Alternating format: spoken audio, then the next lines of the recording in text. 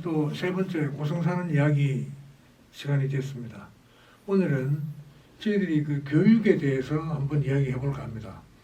아직까지 완전한 교육 자체가 이루어지는 그런 세상은 아닙니다만 어느 정도 기본적인 교육 자체가 이루어지고 있기 때문에 참된 교육 자치, 이 상태에서라도 좀 더 나은 교육 자치를 위해서 혹시 우리 두 분 박사님들께서 좋은 의견이 있는지 한번 들어보는 시간을 갖도록 하겠습니다. 오늘도 박사님 나오셨습니다. 먼저 인사해 주시죠. 반갑습니다. 저는 경남대학교 법학과 겸임 교수하고 있는 김면규라고 합니다. 네, 안녕하십니까. 경상남도 도의원 허도원입니다. 네. 자, 박사님 두 분 오늘 또 오셨는데 한참 봄인데 이런 때 공부하고 싶을까요, 학생들이? 좀 뛰어나가 놀면 안 좋으려고. 하고 싶죠. 그 되게 봄날 되면 어떻습니까? 그렇죠. 많이 설레이겠죠. 진짜. 그래 이제 그 젊은 친구들 생각하면 좀 교육이란 말 들으면 좀 골치 안 아프면 좋겠는데 교육이란 말만 들어도 참 지끈지끈하고 그런 말 꺼내는 어른들도 참 머리 아프고 그렇습니다. 자, 그러나 우리가 완전한 교육 자체는 이루어지지 않고 있잖아요. 그래서 그런 데 대해서는 광역 교육이 우선 시대고 거기서 알아서 하는 그런 시대 아닙니까? 그렇지만 다만 이제 조그맣게 자치 교육을 한다고 저는 알고 있는데 혹시 우리가 지금 좀 뭔가 부족한 점이 있다면 그나마 자치 교육에서도 좀 부족한 점이 있다면 어떤 것이 있을까요? 글쎄요, 교육 자치가 이제 헌법에 이제 규정이 되어 있으니까 가야 하는 방향은 맞는 것 같은데 사실 교육에 대해서 사실은 이제 아이들도 그렇고 학부모들이 굉장히 많이 어려워하잖아요. 사교육부도 있고 또 학교에 이제 교육 시스템의 문제도 있는데 그런 이야기 많이 하잖아요. 교육은만큼 국가가 책임져 줘야 된다 이런 이야기 많이 하는데 교육을 저는 좀 문제랑은 분리해서 좀 봐야 될 것 같아요.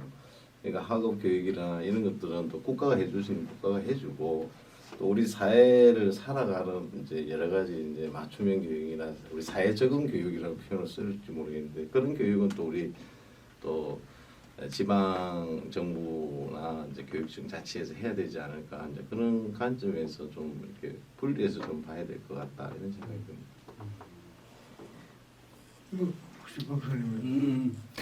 저는 이제 일단 교육이라는 걸 갖다가 한번 내 나름대로 정의를 한번 해보고 싶은 게 뭐냐면 이제 결국 사람이 그 자기 부모로부터 유전자를 물려받지만은 영혼은 전혀 다른 것 같아요. 부모하고 자식은 전혀 다른 문제니까 저는 이제 부모가 우수하다고 해서 자식이 우수하고 그렇지는 않을 것 같아요. 이제 그런 공식은 그럴 가능성은 많이 있지만은 전혀 다른 존재이기 때문에 이 교육이라는 문제는 굉장히 중요한 문제일 것 같아서 국가가 제대로 방향을 잡는 게 아주 중요하고 교육 자치 문제는 그거는 이제 일단 국가가 하지 못하는 부분을 이끌어가는 차원, 선도해주는 차원, 새로운 길을 모색해 가는 차원에서 가는 게 더 맞지 않나 그런 생각입니다. 자, 이제 박사님 견해는 이제 그렇고요. 혹시 이제 우리 고성의 교육 자치를 염두에 둔다면 고성군의 같은 경우 어떤 걸로 교육 자치에 좀 힘을 실어주고 고성군은 좀 뭔가 좀 다른데 이런 정책이나 교육 제도가 시행할 만한 게 있다면 어떤 게 있을까요? 저는 좀 지난번에도 이야기했는데 어떤 학생들의 수요가 다양하고 또 우리 사회가 또 요구하는 인재도 다양한 인재를 요구하기 때문에 우리 고성군은 그런 수요라든지 사회의 다양성을 좀 충족해주는 방식의 교육 정책이 좀 만들어지면 좋겠다. 예를 들어서 지난번에도 이야기했지만 1차 산업에 대한 그런 직업 교육 시스템도 좀 필요한 것 같고 또 우리 박사님 늘 이야기하는 이제 앞으로 살아가야 할 시대는 결국 인공지능 또 인터넷, 사이버, 메타 이런 시대에 살아가야 되는 이제 우리 고성 국민이고 청소년들이기 때문에 그런 거에 대한 좀 뭔가 선제적인 지방 행정에서 좀 선제적으로 교육을 해주면 사실 그게 좀 사실은 이게 부족하면 사실 격차가 사실은 이제 벌어질 수밖에 없거든요. 이게 현대를 살아가는 적응력에 대한 또 정보에 대한 격차가 생기면 결국 사회적으로 그런 빈부의 격차 같은 그런 정보의 격차가 생기기 때문에 사회의 어떤 공동체를 해치기 때문에 고성이 좀 그런 관점에서 다양성을 채워주는 교육 정책 그리고 미래를 대응하는 그런 교육 정책을 좀 다른 지자체와 좀 차별적으로 좀 먼저 선제적으로 좀 만들면 좋겠다는 생각이 드네요. 그런데 그렇게 해서 나온 게 보면 뭐 미래 무슨 교육, 미래 무슨 교육 이렇게 미래를 붙여서 하는 교육이 아닌가 싶어요. 근데 다 뜯어보면 비슷비슷한데 근데 선제 뭐 미리 뭐 대응해서 하려고 하니까 이제 뭐 보여주기식이 되고 단편적으로 돼버리고 또 그게 쉽게 또 없어져 버리고 그 오랫동안 이렇게 계속되는가 하면 그렇지 않더라고요. 그 끊임없이 그런 주장을 많이 하긴 해요. 우리가 먼저 이렇게 미래를 대응하고 준비를 하기 때문에 이런 교육한다. 그래서 이제 빛을 보거나 이런 교육이 없잖아요. 그렇게 됐다면 경남에서 우수한 그런 군이 되죠. 교육 자체에 그래서 있어서. 그게 제가 말씀드린 그 미래에 대한 그 예측과 교육의 어떤 그런 커리큘럼 누가 만들었냐? 어른이 만든다니까 선생이. 그러니까 학생의 입장이라든지 이런 수요를 채워주는 그런 그 미래라고 해도 똑같은 미래가 아닌 거지.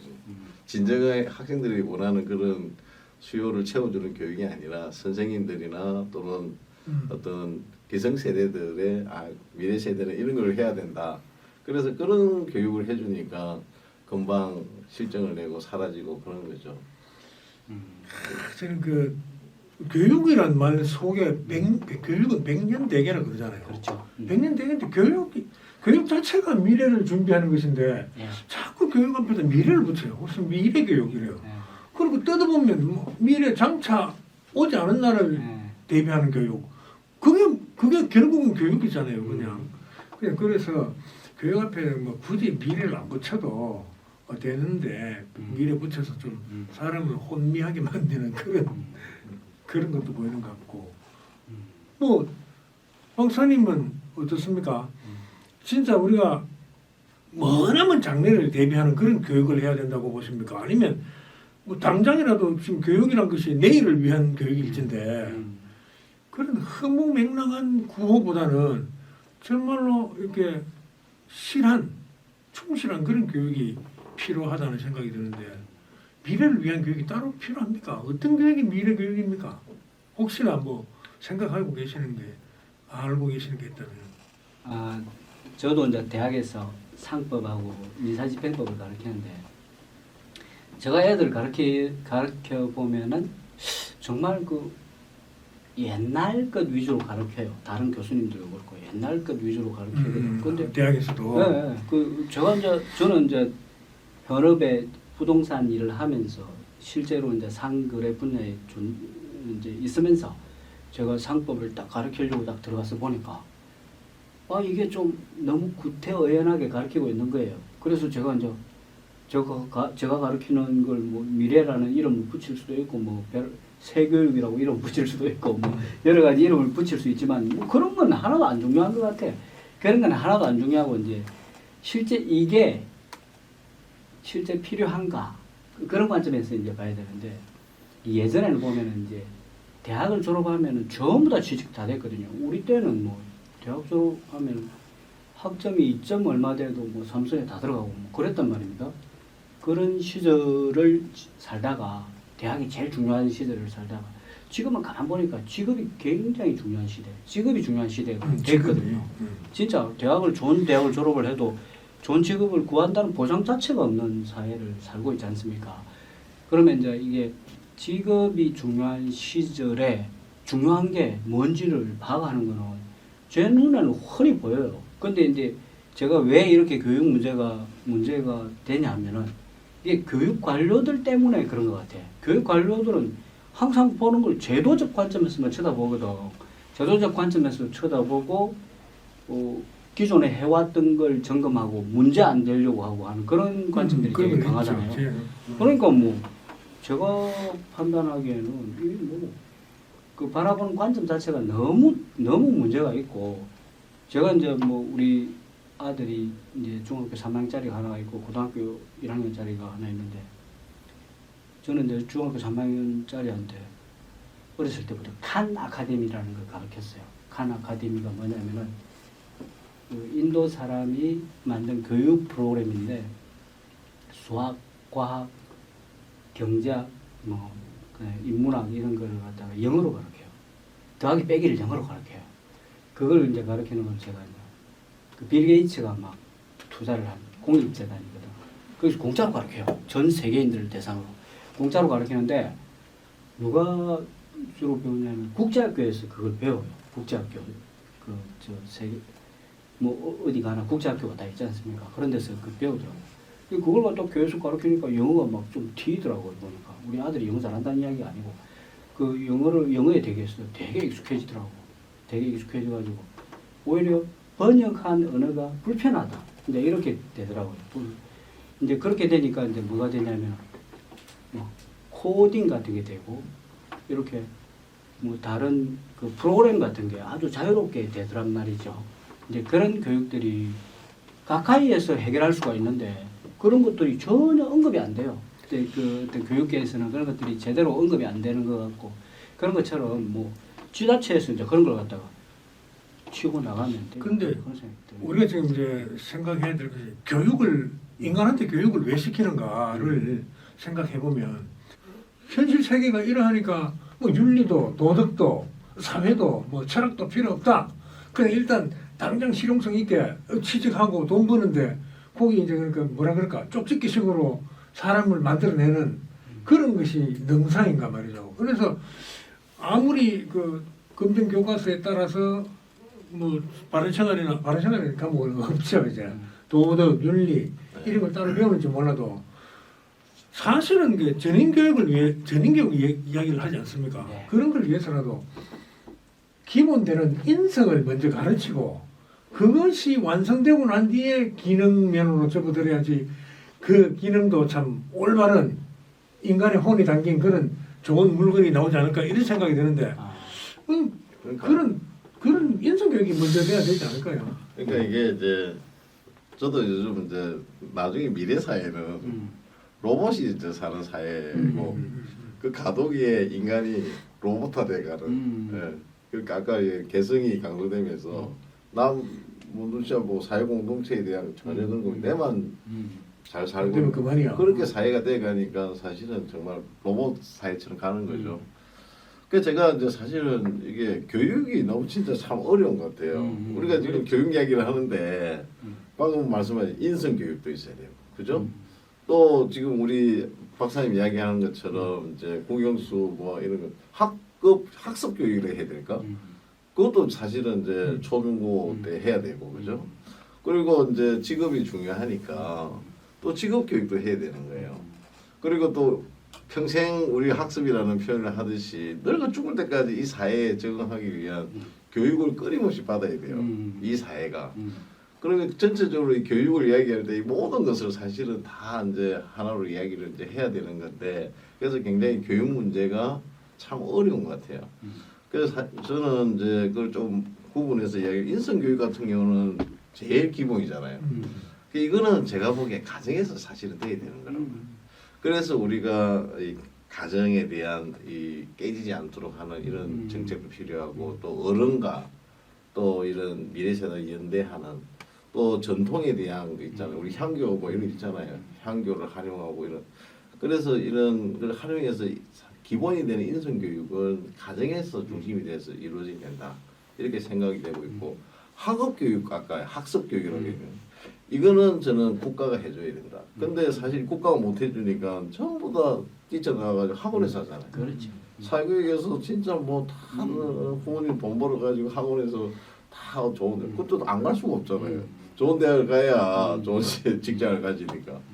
그 다음에 제가 말씀드렸던 이제 직업 교육 같은 경우는 사실은 지자체에서 저는 지방에서 하는 게 맞다 이렇게 보는 거죠. 지방에서.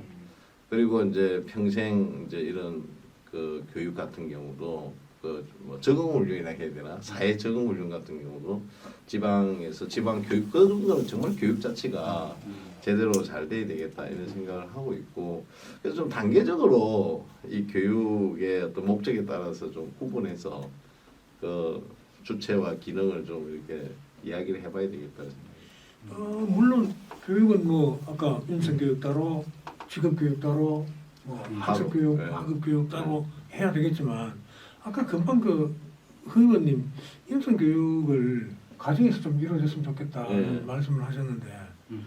그걸 인성교육을 가정에만 맡겨놓기도 또 애매한 그런 시절이에요. 사회 구도가. 네. 과거처럼 다 대가족 제도 같으면 인성교육 가정이 중심으로 그렇지 가정을 중심으로 그렇게 하는데 그 지금 이제 너무나도 핵가족돼 있고 분화돼 있고 이래서 집에 가면 뭐 엄마 대 나 이럴 수도 있고 아버지 대 나 이렇게 1대1 가족도 있을 수 있고 또 2대1 가족 뭐 이런 것이 흔하단 말이에요. 심지어는 할머니와 나 할아버지와 나 이런 가족도 있단 말입니다. 물론 그때는 뭐 아이들이 철이 일찍 들어서 그런 집 아이들은 또 금방 또 제대로 인성을 갖추고 갈 수도 있는지는 모르겠습니다만은 인성 교육을 가정에만 맡길 것이 아니라 사회의 여러 많은 인자들을 동원해서 충분히 바깥에서도 사회에서도 가능하다고 보거든요. 그 어떻습니까? 그 뭐 학교 방과후 학교를 처음 타서 할 수도 있을 테고 또 지역의 뭐 다른 동아리를 모임을 이용해서도 할 수도 있을 텐데 인성교육이 꼭 가정에서만 이루어져야 되는 것인지요? 이제 제 생각에는 인성교육도 예전에는 저희 때는 제가 이제 1968년생인데 저희 때는 공교육 시스템이 그래도 살아 있었어요. 그래도 살아 있었기 때문에 공교육이 살아있었다. 그래도 뭐 선생님이 되게 무서워하고 선배를 되게 무서워하고 또 그 학교 생활을 잘 못하면은 큰일 나는 줄 알고 그렇죠. 그런데 지금은 전혀 안 그렇단 말이에요. 전혀 지금 그런 뭐 분위기가 아니기 때문에 공교육이 그 인성 교육을 어떻게 담보해낼지 어떻게 이끌어 나가야 될지 참 난감하지 않나 싶고 대신에 저는 그 철학 교육 철학 교육 같은 거는 정말 좀 제대로 해야 될 것 같은데 그 제대로 하는 철학 교육은 지금 우리가 배우는 방식의 수학은 수학이 철학이란 말입니다. 우리가 배우는 방식의 수학은 이 철학 교육하고 전혀 상관이 없어요. 그런 관점이 이제 제가 아까 칸 아카데미에서 말하는 수학이라든지 다른 그 수학을 제가 이야기를 하고 싶은데 사실 제가 뭐 전문가라서 이런 이야기를 하는 건 아니고 제가 이제 대학에서 강의를 하다 보니 대학 또 어린 애들을 가르치다 보니 우리 집에 뭐 꼬마 애를 가르치다 보니까 그런 생각이 들고 제대로 생각하는 게 되게 중요하고 그리고 인성 교육은 뭐 저는 학교에서 또 어떤 사회에서 하기가 마땅치 않다 그런 생각이 그런 가정에서 이루어져야 된다. 결국 그것이 이제 가능하려면은 제가 생각하는 관점은 법이나 도덕 이런 것들이 이제 꽉 서 있어야 되거든요. 법이나 도덕이 서 있어야 되는데 법도 뭐 쓸데없는 그 행정 법규들이 얼마나 많습니까? 많고 또 그런 것들이 이제 뭐 저게 이제 안 들키게 위반하면 그만이다라는 걸 뭐 부모부터 그렇게 하거든. 뭐 나부터도 사실 그렇게 하는 편이고 그러니까 이제 이게 참 쉽지 않은 문제가 있다. 아니 그 인성 교육을 조금 더 이야기를 좀 해야 될 것 같은데 그러니까 제가 뭐 인성 교육 가정에 맡기자 그런 의미는 아니고 그러니까 가정이 정말 인성 교육에서 핵심이고 중요하다는 얘기를 하는 거예요. 장이 되어야 된다. 예. 마당이 되고. 그러니까 사실 지금 젊은 친구들이 사실 그 인터넷이나 이런 거에 거의 종속돼 있잖아요. 유튜브에 종속돼 있고. 그렇죠. 그러니까 학교 그 인성을 우리가 가르치는 거는 우리가 이 사회를 살아가는 기본을 가르치는 거거든. 남을 배려하고 공동체 자기가 늘 이렇게 헌신하고 그러면서 내가 자아를 실천하는 이런 걸 가르치는 거잖아요. 근데 그게 학교에서 사실은 이제 그런 옛날에는 학교에서 배웠던 것들이 참 이루어지기 어렵고 또 코로나가 준 현상이 또 그런 걸 더 가속화시켰던 것 같아요. 근데 결국은 인터넷을 통해서 모든 정보와 이런 공부를 하는 시대가 됐기 때문에 그걸 이제 가르쳐주는 방법론을 가르쳐줘. 학교는 그런 기능밖에 없는 거죠. 제가 보기엔 앞으로 그렇게 가르치고 그러면 결국은 아이들이 기본적으로 우리 사회에 살아가야 되는 그런 거는 부모가 자식에게 대물림해야 되는 의무가 있는 거예요. 기본적으로 우리가 사회를 살아가면서 어른들은 부모가 자식들이 이 사회를 어떻게 살아야 되는지를 가르쳐야 의무가 있는 거예요. 그런 걸 정책적으로 좀 배려해 줄 수 있으면 좋고 두 번째로 제가 말씀드린 건 결국은 그 아이들이 아까 법과 이런 이야기를 하시는데 결국 이 사회에 이제 선진 사회, 선진 어떤 시민 의식 같은 거, 또 민주 사회의 어떤 그런 걸 받아들이고 승복하고 의사결정을 이런 또 민주 사회에 대한 구성원으로서의 자질 이런 것들은 아까 말한 사회의 어떤 그런 단체도 많고 또 학교의 현장을 통해서도 이렇게 인성 교육을 할 수 있어야 되고 근데 인성에 정말 중요한 거는 전통에 대한 교육도 필요하다고 보는 거예요, 우리. 그래서 아까 얘기했던 그런 향교라든지 전통과 관련된 이런 것들을 좀 자라난 아이들에게 교육할 수 있는 그런 체험의 장이라든지 그런 제도적 지원 이런 것들 좀 다양하게 인성 교육을 할 수 있는 것들, 철학 교육도 마찬가지지만 이렇게 좀 집중해서 저는 제일 이렇게 0세부터 한 10세까지가 인성 교육이 정말 절대적으로 중요한 시기다. 그래서 가정과 사회와 우리 모든 구성원들이 정말 총력적으로 달라들어서 해야 된다 이 생각합니다. 애를 안 놓는데 뭐 그거 하기 싫어서 애 안 놓는데 지금 뭣도 모를 때 나와가지고 인성 교육을 지켜야지. 그렇죠. 어차피 자기 자식은 잘 돼야 되니까 자기 자식을 잘 되게 하고자 하는 거는 나이가 어려도 똑같아요. 그런 심정은 뭐 얼마든지 가질 수 있는 심성이고 본능이니까. 그 2015년도인가 언제 보면 그거 우리 인성 기본법이 조례로인가 하여튼 또 제정을 해놨더라고요. 그러니까 7대 등목이 있어요. 뭐 효, 예, 뭐 흉도 있겠네. 충은 없어요. 그래 충은 없고 효, 예, 그다음에 뭐 배려, 존중, 협동 뭐 이런 이렇게 일곱 가지를 넣어서 거기에 이제 근거해서 인성 교육을 해야 된다라고 되어 있는데 그 내용을 뜯어보면 그게 가정에서만 이루어질 게 아니에요.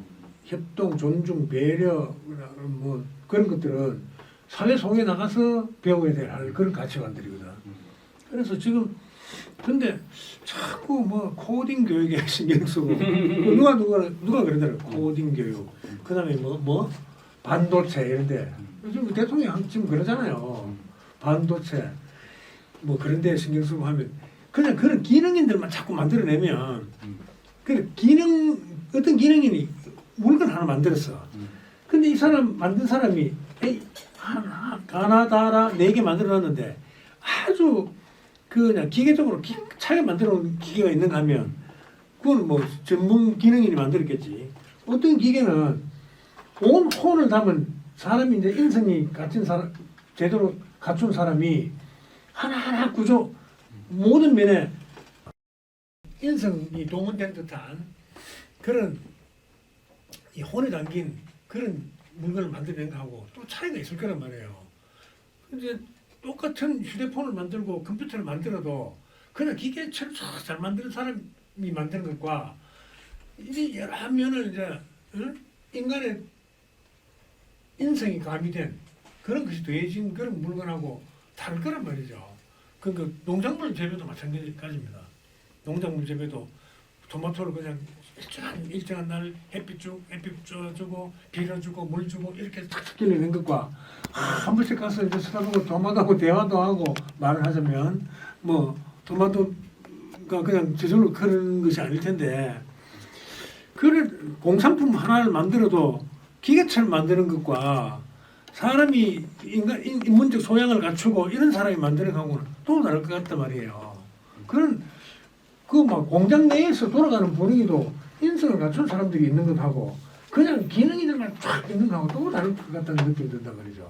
그래서 그 인성 교육을 진짜 지금 가정에만 던져놓으면 되는 건가 이런 생각도 들고. 그래 그 인성이라는 게 뭐 억수로 중요하죠. 중요한데 지금 뭐 가정의 구성원들이 너무 숫자가 작잖아요. 그러니까 결국 인성은 제가 보니까 뭐한 13명쯤 낳아놓으면 인성은 좋을 수밖에 없어요. 한두 명 나오니까 인성이 좋을 수가 없는 거야. 기본적으로 이제 그게 한 명 놓고 두 명 놓으면 인성 나는 좋아진다. 나는 그렇게 나빠진다. 생각하더라고. 이게 왜냐하면 물이 많이 흐르면은 돌이 동글동글동글해지듯이 뭔가 좀 뭐 그렇게 단련이 되는 측면이 있는데 뭐 물이 조금밖에 안 흐르면 그 뾰족한 돌들이 그렇게 뭐 동글해질 기회가 적지 않겠습니까? 그래서 이제 저는 이제 그런 관점보다 계속 철학적 관점, 좀 더 철학적 관점에서 좀 더 수준 높은 생각을 할 수 있는 그런 이제 사람들이 이제 만들어져야 된다고 생각하거든요. 그래서 저기 뭐 그 애플의 그 스티브 잡스 같은 경우도 뭐 인성이 좋다. 나는 뭐 그런 느낌은 든다기보다는 굉장히 그 높은 소양의 철학적 소양을 가지고 있는 것 같아요. 그러니까 그렇게 뛰어난 작품을 만들었지 않습니까? 그렇지만은 또 그 사람이 추구했던 그 어떤 기계와 시스템이 지금 또 이렇게 GPT 세상 그 거대 언어 모델이라는 게 중요해지는 그런 LLM이라는 게 중요해지는 그런 세상이 되니까 이 클로즈드 시스템인 그 애플이 이제 힘을 못 쓰는 그런 단계로 지금 돌입해 들어가는 것 같거든. 그렇게 이제 세상이 지금 참 진짜 무한 경쟁이고 무한한 그 변화와 흐름이 있는 것 같아요. 모든 게 변하는 것 같아. 모든 게 저렇게 변해가는데 그 중에서 이제 우리 고성군에서 논의를 해야 될 거는 인성 이런 게 뭐 고성군이 아무리 노력을 한다고 해서 좋아진다는 거는 참 쉽지 않기 때문에 제가 생각하기에는 가장 뭐 고성군이 쉽게 접근할 수 있는 칸 아카데미를 다른 데서는 안 하는데 고성군에서는 1학년 때부터 시키는 거야. 고성군에서. 칸 아카데미하고 상은 맺은. 아니 그런 뜻이 아니라 이게 한번 보시라고 칸 아카데미 같은 걸 한번 보시면은 아 저런 쪽으로 우리가 교육을 할 수밖에 없겠다. 그 혹시 칸 아카데미 안에 그 도덕, 윤리, 인성이 그런 관련된 게 것도 있어요?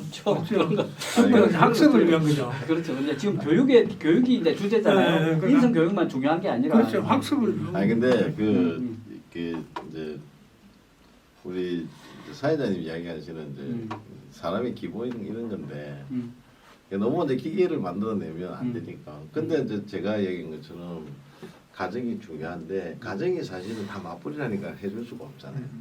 그래서 이제 뭐 가족이 이행할 수 있도록 가족이 아이를 교육할 수 있도록 그런 정책이 약간 필요하다는 뜻이고 그다음에 아까 그 무슨 뭐 그 여러 가지 협동 나눔 이런 거들 그런 자질이잖아요.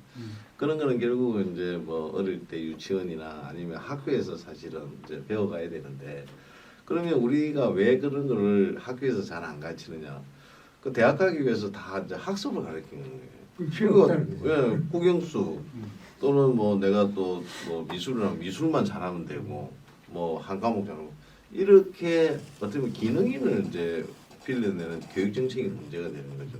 오히려 대학을 가는 기준 자체에 뭐 사회에 내 봉사를 했다든가 또는 뭔가 나가서 뭐 아까 한국에 가서 교육을 받아 그런 게 있다든가 연수 그런 뭐 인정이 있다든가 이런 것들에 학교 좋은 대학을 가는 좀 배려해주는 정책이 필요하고 좀 이렇게 점수를 높여주면 학교에서 사실 그런 걸 많이 가르치겠죠. 그래서 결국은 이런 그 인재를 우리 사회 구성을 길러내는 어떤 교육 정책에 있어서 방향을 국가가 잡아줘야 되는 거죠. 국가가. 그래서 이제 그 학습 교육에 있어서 인성 교육을 같이 하는데 그걸 국가가 전담을 해야 된다. 근데 그 국가의 정책이 틀린 거죠. 말씀하신 것처럼 우리가 경제 성장을 해야 되고 글로벌 경쟁에서 우리 대한민국이 뭐 어떤 경제의 어떤 그런 수준을 유지하기 위해서 엄청난 기능인을 길러내기 위해서 국가 정책 우리가 60년대, 70년대, 80년대, 90년대 지금까지도 그런 인재를 키워오는 방향을 가져온 거죠. 지금은 이제 반도체, 또 방산, 또 우주항공 이런 쪽에 인재를 길러내는 것이 마치 국가의 교육 정책이고 그런 인재가 모든 선이고 정말 이제 뭐 아까 얘기했던 그런 뭐그 사회과학이나 인문과학 쪽에 한 사람은 밥 못 먹고 사실은 뭐 장가도 못 가고 결혼도 못 하고 그러니까 안 하려고 하는 거죠. 그래서 교육 정책을 그런 어떤 협동과 나눔과 배려, 헌신 이런 배점을 키워주면 대학가는 또 취업하는 배점을 키워주면 이제 그런 것들이 자연스럽게 인성교육이 되는 거죠. 또 바로 그겁니다. 그래서 정직, 뭐 믿음, 그 성실, 협동, 단결 이런 것들이 인성 덕목에 있단 말이에요. 7대 덕목에. 근데 그런 건 기획을 생각을 안 하고 자꾸 뭐 어떻게 하면 반도체를 잘 만들 것인가, 어떻게 하면 뭐. 근데 그것도 필요하잖아요. 당연히 필요하죠. 네. 그런 게 바탕이 돼야지 인성교육에 인성이 바탕이 돼야 그런 물건도 잘 만들어지는 거예요. 좋은 고급 물건이. 그래서 지금 이제 그건 이제 뭐 대통령이 해도 마음대로 못하는 것이 교육 정책인데 우리가 그 전체적인 국민에는 그렇게 보는 것이 맞고 이제 지방자치 이제 하에서 지방교육 자치교육을 이제 덜먹이자면 고성군만 가지고 자치교육을 뭐 할 수 있는 그 의리가 있을까요? 고성군만의 독특한. 어떤 교육을 그러니까 고성군에서 그러니까 이 고성군이 자 그럼 누가 중앙정부가 고성군에서는 알아서 하나 교육을 알아서 하라 하면 우리가 장점으로 삼고 우리가 키워야 할 부분이 있냐 이 말이죠. 말씀하시죠. 아니 이제 저는 그렇게 생각해요. 이게 인성 교육 뭐 어떤 우리가 이게 인문사회과학적 그런 교육을 갖다가 고성군만 뭐 독특하게 할 만한 거를 발굴해서 하면은 이 성과가 빨리 안 날 것 같아요. 아니 그거 말고. 그래. 그러니까 그거는 그래서 중앙교육에 기본적으로 들어 있고 그렇죠. 우리 있잖아요. 뭐 그러면 소가야와 관련된 거 고성에 대해서 뭐 고성사회 전반을 뭐 과거부터 지금까지 꿰뚫어 알 수 있도록 이렇게 하는 그런 교육 프로그램도 개발할 필요가 있다 이 말이죠. 뭐 그거는 이제 부분적으로 그럴 수 있는데 그럼요. 이제 제가 이제 그 지금 딱 필요한 거는 그런 것 같아요. 이게 대학이 앞으로 역할을 제대로 못 한단 말이에요. 그러면 그 무엇인가가 역할을 해야 돼요. 그 무엇인가가 역할을 해야 되는데 뭐 대학도 하려고 노력을 하겠죠. 대학도. 그럼 또 지자체에서도 할 거리가 있더라 이거죠. 지자체에서도 할 거리가 있더라. 자, 몇 년 전에 IBM에서 뉴 칼라를 길러내기 위해서 화이트 칼라도 아니고 블루 칼라도 아닌 새로운 노동계층을 길러내기 위해서 뉴 칼라 그 P스쿨이라고 패스웨이 스쿨이라는 걸 만들어 가지고 5년제를 만들고 했었거든요. 만들어서 중학교 3학년부터 입학을 해서 전혀 다른 교육을 받아요. 전혀 다른 교육을 받고 거기는 뭐 학사 학위를 정확하게 주는 게 아니고 준학사 학위를 줘가지고 무슨 그 IBM이나 이런 데 취직하게 만들더라고요. 이제 그런 것처럼 우리 고성이 딱 그 다른 도시하고 다르게 할 수 있는 것들이 그렇게 이제 전혀 다른 교육 그런 이제 지금 필요한 교육, 아주 필요한 교육인데 대학에서 제대로 안 하고 있는 교육들이 있는 것 같은데 그걸 하기 위해서는 기초가 돼야 되거든요. 기초가 딱 돼야 되는데 고성군에 저 컴퓨터 교육 같은 거 받으러 가보면 와 한장을 해요. 한장을 하는 게 영어 단어도 제대로 모르면서 컴퓨터 교육을 가르쳐요. 그러니까 이게 교육이 될 수가 없어요. 그러니까 제 말은 어릴 때부터 딱 초등학교 입학하면 칸 아카데미를 의무적으로 가르쳐야 되는 게 의무적으로 가르쳐가지고 다른 도시가 못하는 걸 하게 하는 거죠. 그렇게 해서 나중에 이렇게 우스갯거리를 선사하시는 나중에 어떻게 하느냐면 나중에 이제 그걸 우리가 그 뉴 칼라를 가르치는 그런 그 교육 시스템처럼 그런 것들을 하나 도입을 하면은 우리가 기존의 대학하고 전혀 다른 어떤 시스템으로 이제 일단 고성 주변에서 필요한 인력 그리고 이제 고성군이 전략적으로 필요한 인력 이런 것들을 이제 길러내는 것도 하나의 방법이에요. 그것이 제 생각. 저는 사실 그 마지막에 자치교육을 할 때 무슨 생각이 들었냐면 고성군이 자랑하는 그 문화, 인문적으로 자랑하는 게 있잖아요. 역사 문화적으로 뭐 소가야, 농요, 오광대, 또 공룡 뭐 여러 가지 있는데 그 이제 고성 사람들이 그 고성 오광대가 그렇게 유명해도 다 정과장 다 제대로 보고 한 사람들 특수책만 본단 말이에요. 그 나는 그 고성 오광대도 성인들 하는 그 성인 오광대가 연출하는 그 말 말고 유치부, 초등부, 고등부 이래 가지고 좀 대화를 바꿔서 다 이렇게 오과장을 좀 줄이면은 한 20분 내에 끝낼 수도 있도록 하는 이런 걸 좀 개발해서 그런 것도 자체교육이 좋은 부분을 생각해요. 그러니까 그 오광대, 그다음 농로도 짤막하게 그렇게 해서 또 고성군에 오는 사람들한테 누구든지 그 또래는 고성을 마음대로 터놓고 알릴 수 있는 그런 역량을 기르면 좋겠다 이런 생각이 들어요. 뭘 하고 싶냐고 이야기를 했을 때 진짜 저는 하고 싶은 게 많아요. 그러니까 그 문화를 내가 하나 이야기해 볼게요. 이 문화가 끼잖아요. 끼는 그 전통에 기반을 하거든. 그러니까 오광대다 고성에 또는 고성을 기반을 한 그런 어떤 문화적 그런 거를 정말 키우고 또 글로벌하게 또 키워갈 수 있는 사람 누구냐? 그 지역에서 수백 년 살아온 DNA를 가진 그 애들이. 그래서 저는 고성의 문화를 기반으로 한 문화 산업을 할 그런 학교를 만드는 거예요. 그래서 어릴 때부터 뭐 끼가 있는 친구들은 모아서 그 재능을 가지고 이렇게 클 수 있도록 하는 거. 그런 거를 사실은 저는 그게 아까 다양성이거든요. 아니 제가 진짜 뭐 농업, 수산업, 임업 저는 앞으로 남아 있는 정말 부자가 될 수 있는 공간은 산림이라 생각하는 거예요. 우리의 60-70% 주변에 널려 있는 개발되지 않은 저 산을 무대로 해서 뭔가 생산을 해내는 고부가가치 산업을 이뤄낼 수 있는 자연과 어울려서 그게 정말 앞으로 미래의 좋은 직업이 될 수 있거든요. 그런 1차 산업을 기반으로 한 청년들이 와서 뭔가 새로운 가치를 만들어내는 산업을 만들어가지고 그런 인재를 길러내는 공간, 그런 다양한 그런 어떤 수요를 채워줄 수 있는 다양성을 갖춘 교육 정책과 인프라가 우리 고성에 갖춰져 있으면 좋겠다. 그 다음에 제가 사실 그 하고 싶었던 일이긴 한데. 잠깐만요. 이제 정리입니다. 예. 시간도 오래 걸려서. 예. 정리해. 정리. 마무리 발언은 아니 정말 저기 그 우리가 미국에 이제 유학을 보내지만 저는 고성이 사실은 다문화와 글로벌 이 역량을 가진 인재를 길러내는 그 고성 인재의 고장인데 그 인재의 고장 명성을 이어가기 위해서는 국내의 인재가 아닌 글로벌 세계에서 정말 인정받는 그런 인재를 길러내는 고성군이 되기를 바래요. 그래서 미국뿐만 아니라 아시아든 유럽이든 아프리카까지도 다양하게 진출할 수 있는 그런 쪽에 어릴 때부터 꿈을 가질 수 있도록 그런 문화를 체험하고 그런 쪽에 정보를 가지고 끊임없이 소통할 수 있는 그런 교육의 현장을 마련해주는 그런 것들.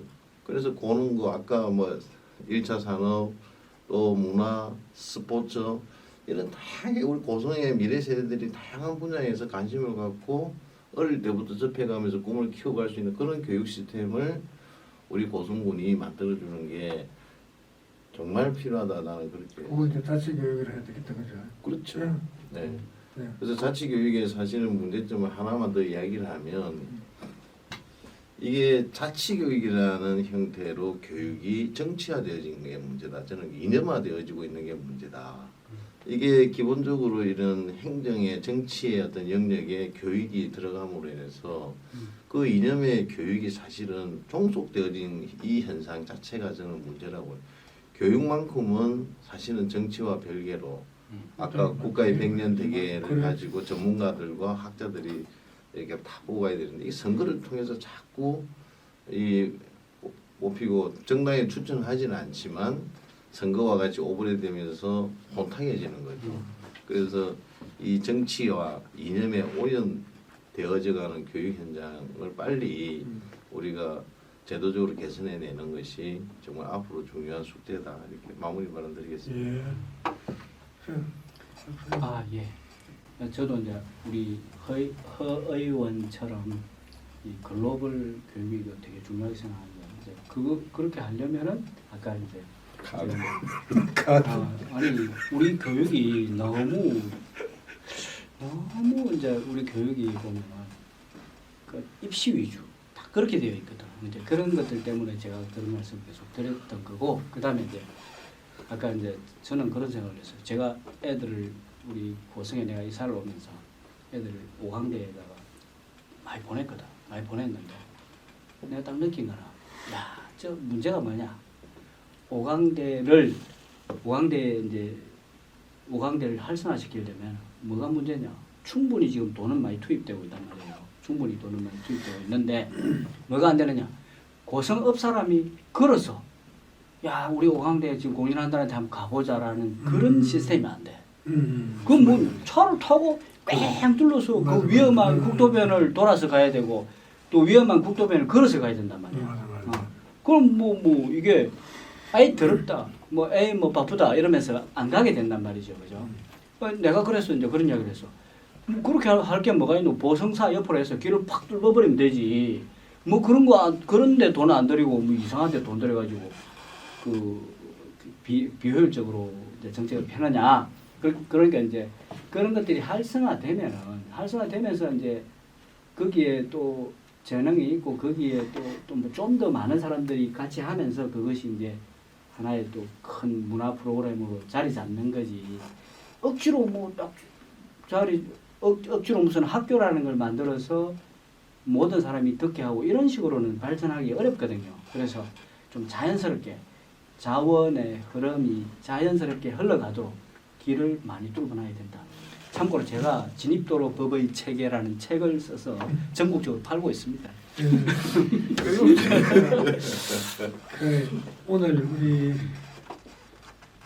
교육과 관련해서 말씀을 나눠봤습니다. 그 자치교육해도 아직까지 완전한 자치교육은 이루어지지 않고요. 그 언제 진정한 자치교육이 이루어질지 참 아주 멀고도 험합니다만 우선 당장 우리가 할 수 있는 것이 들어 있다는 걸 이제 확인했고요.